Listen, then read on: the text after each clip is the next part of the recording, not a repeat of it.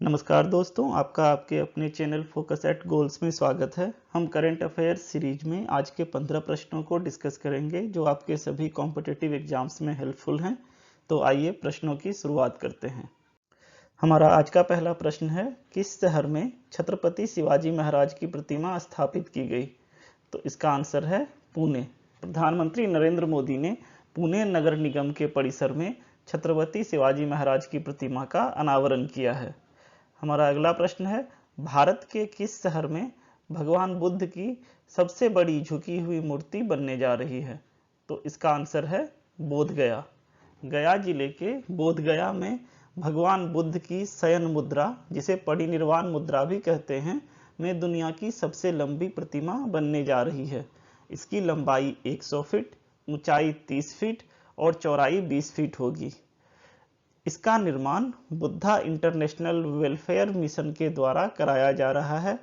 कोलकाता के मशहूर मूर्तिकार मिंटू पॉल इस प्रतिमा को बना रहे हैं। हमारा अगला प्रश्न है, बिहार के किस नदी पर रबर डैम का निर्माण होगा? तो इसका आंसर है फल्गु नदी। 277 करोड़ रुपए की लागत से बनने वाला यह राज्य का पहला रबर डैम होगा। विष्णुपद मंदिर में देवघाट के समीप बनने वाले इस रबर डैम का निर्माण का कार्य शुरू हो चुका है।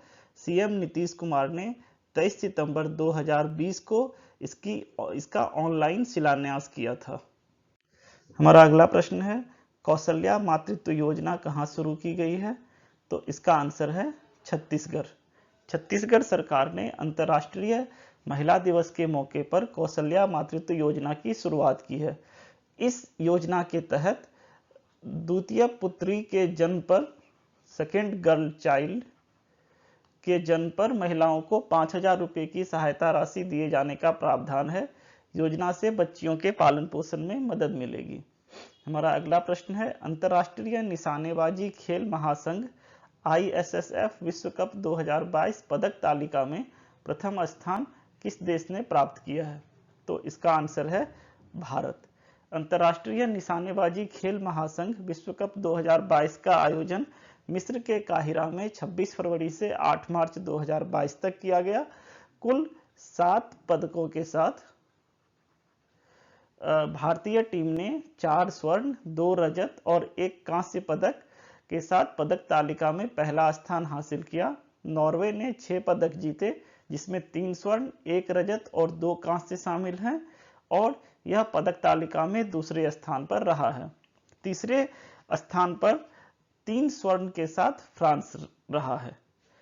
हमारा अगला प्रश्न है, मिशन इंद्रधनुष अभियान 4.0 के तहत किस राज्य को प्रथम स्थान मिला है? तो इसका आंसर है ओडिशा। ओडिशा ने 90.5% लक्ष्य हासिल किया है और इसके साथ ही वह मिशन इंद्रधनुष अभियान 4.0 के तहत उसे पहला स्थान मिला है। भारत सरकार का मिशन इंद्रधनुष एक स्वास्थ्य सेवा पहल है। इसे पहली बार 25 दिसंबर 2014 को लॉन्च किया गया था। यह योजना भारत में 90% पूर्ण टीकाकरण कवरेज हासिल करने और वर्ष 2022 तक इसे बनाए रखने का प्रयास करती है।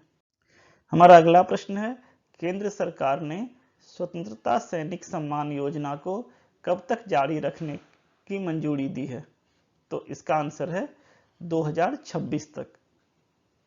केंद्र सरकार ने स्वतंत्रता सैनिक सम्मान योजना को 2026 तक जारी रखने की मंजूरी दी है।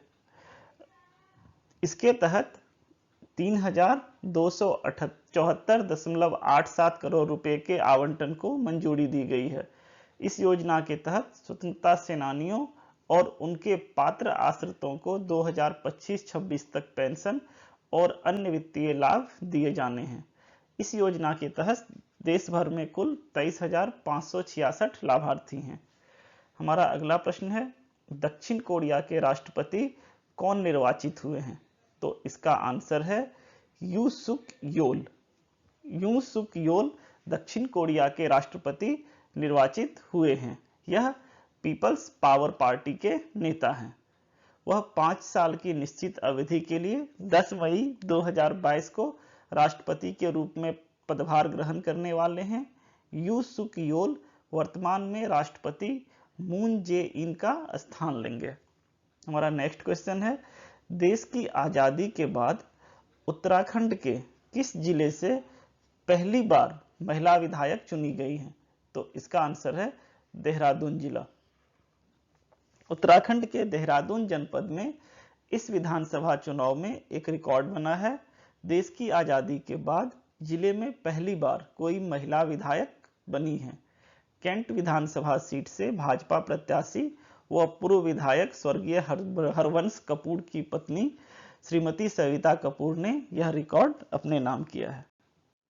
अगर आप हमारे चैनल पर नए हैं और आपने हमारे चैनल को अभी तक सब्सक्राइब नहीं किया है तो फटाफट चैनल को सब्सक्राइब कीजिए और बेल आइकन प्रेस कीजिए ताकि हम जब भी कोई नया वीडियो अपलोड करें तो उसका नोटिफिकेशन आपको मिल जाए।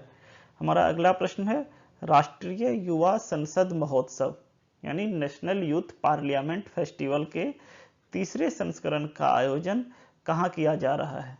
तो इसका आंसर है नई Delhi. National youth parliament festival का तीसरा संस्करण लोकसभा सचिवालय और युवा मामले और खेल मंत्रालय द्वारा संयुक्त रूप से 10 और 11 मार्च 2022 को संसद के सेंट्रल हॉल नई दिल्ली में आयोजित किया गया है। नेशनल यूथ पार्लियामेंट फेस्टिवल का उद्देश्य 18 से 25 वर्ष के आयु के युवाओं की आवाज सुनना है जो आने वाले वर्षों में सार्वजनिक सेवाओं सहित विभिन्न कैरियर में शामिल होंगे। हमारा अगला प्रश्न है, बिहार राज्य में नदियों एवं प्रबंधन से संबंधित आंकड़ों को बेहतर प्रबंधन के लिए किस सिस्टम को विकसित किया गया है? तो इसका आंसर है बीम्स। बीम्स का फुल फॉर्म है Bihar embankment asset management system. जल संसाधन विभाग ने राज्यों में तटबंधों और नदियों से संबंधित आंकड़ों के बेहतर प्रबंधन के लिए एक नया सिस्टम विकसित किया है। इसे Bihar incumbent asset management system यानी बीम्स नाम दिया गया है।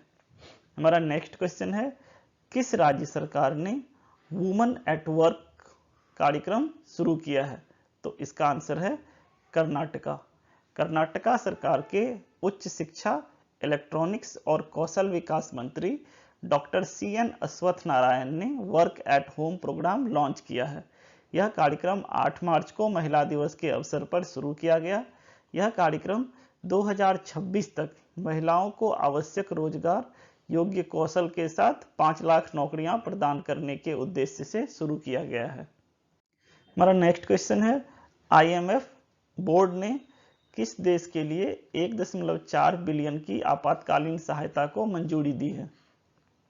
तो इसका आंसर है यूक्रेन। अंतर्राष्ट्रीय मुद्रा कोष यानी IMF की प्रबंध निदेशक क्रिस्टिना जॉर्जीवा ने कहा है कि कार्यकारी बोर्ड बुधवार को यूक्रेन के लिए आपातकालीन फंडिंग में 1.4 बिलियन डॉलर की मंजूरी देने को तैयार है ताकि रूस के आक्रमण का जवाब दिया जा सके। हमारा अगला प्रश्न है, हंगरी की पहली महिला राष्ट्रपति कौन चुनी गई हैं? तो इसका आंसर है कैटलीन नोवाक।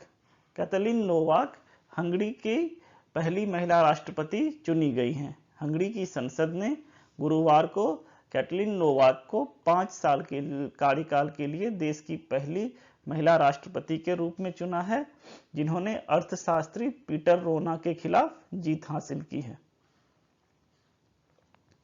इसके साथ ही हम आज के आखिरी प्रश्न पर पहुंच गए हैं। हमारा आज का आखिरी प्रश्न है, किस संस्थान ने role of labour in India's development नामक पुस्तक का विमोचन किया है?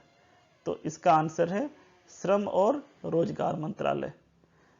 केंद्रीय श्रम और रोजगार मंत्री भूपेंद्र यादव ने role of labour in India's development नाम की पुस्तक का विमोचन किया। वीवी गिरी राष्ट्रीय श्रम संस्थान ने यह पुस्तक प्रकाशित की है। पुस्तक का प्रकाशन आजादी का अमृत महोत्सव के आइकॉनिक वीक समारोह का हिस्सा है। हम प्रतिदिन करंट अफेयर्स और दूसरे टॉपिक पर वीडियो अपलोड करते हैं। अगर आपको हमारा एफर्ट पसंद आया हो तो इस वीडियो को लाइक कीजिए और चैनल को सब्सक्राइब कीजिए ताकि आपको क्वालिटी और ऑथेंटिक कंटेंट मिल सके। मिलते हैं कल के वीडियो में, तब तक के लिए bye bye and take care.